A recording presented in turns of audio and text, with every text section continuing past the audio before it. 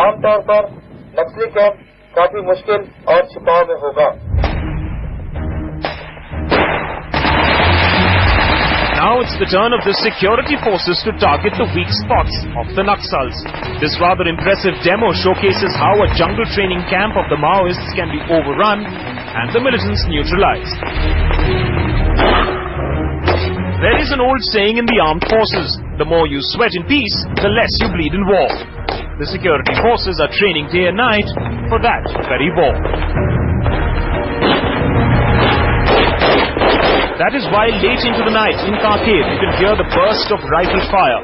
Security men shoot seemingly into the dark, learning to trust their instincts, training to cope with a surprise attack. Unfortunately, all the states are not on the same page. That's what we discovered when we extensively studied.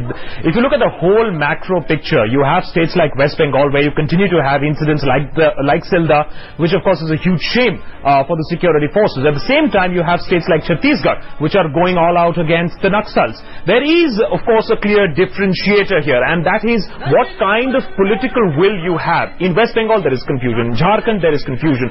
In Chhattisgarh, on the other hand, you have a clear carte blanche approval from the Raman Singh administration that as long as you do not abuse human rights, go ahead, take these guys out, because we understand that this is a long-term security problem. So we indeed saw a lot of discrepancies between the various states.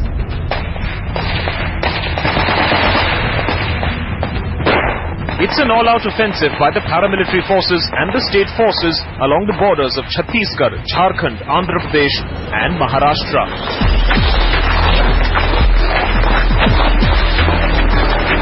Codenamed Operation Green Hunt, it's a war that the government claims doesn't exist. A war that the common man does not understand, or if the Naxals are to be believed, it's an act of neo-imperialistic oppression.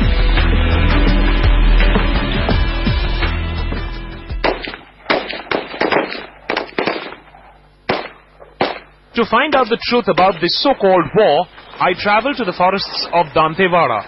Embedded with a crack commando team, I witnessed firsthand how Maoists are being engaged and how the government is trying to win back tribals to their side.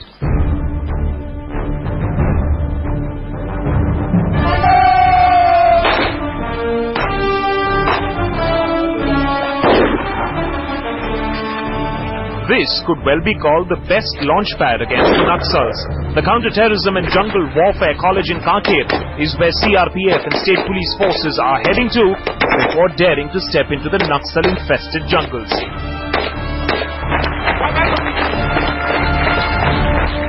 Since its inception, not one of its 8,000 graduates have been killed by a Naxal bullet.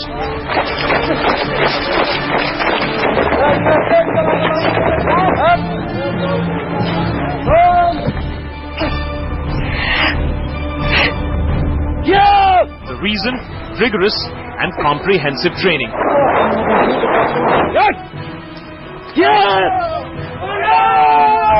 Be it rappelling or unarmed combat, these men, drawn from the CRPF and police forces of 9 Naxal troubled states, undergo advanced training for 45 days. They have to go through a process of endurance, physical toughness. If you are tough, only then you can go out into the jungle.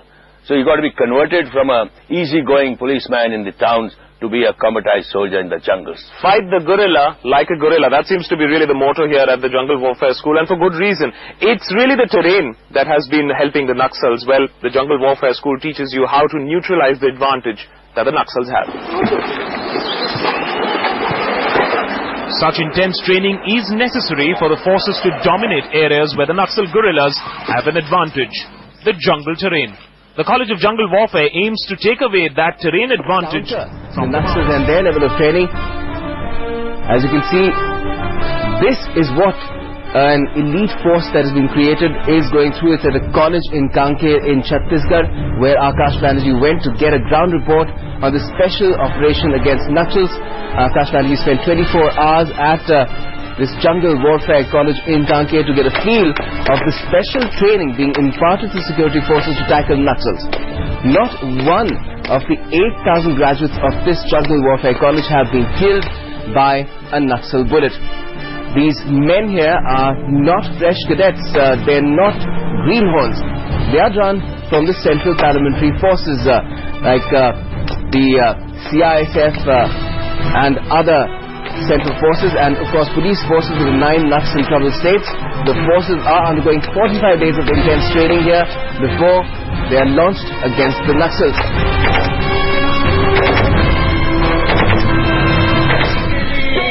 And as you can see on the other side, this is what our forces are up against.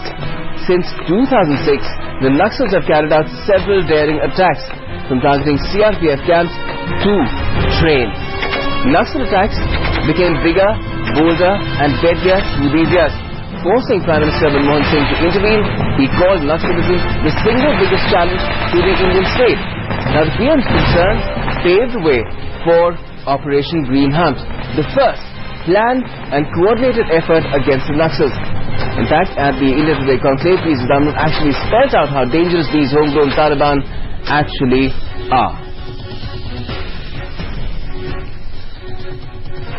Now, launched sometime in 2009, it is India's biggest internal anti-Maoist operation. The operation is on in 6 states: Orissa, Chhattisgarh, Bihar, Maharashtra, Jharkhand and West Bengal. Around 80,000 troops are fighting the Naxal menace across the country.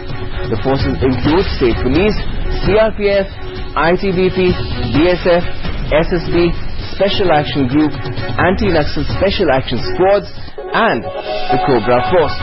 Around 475 Naxalites have been gunned down in this operation in 2009 alone.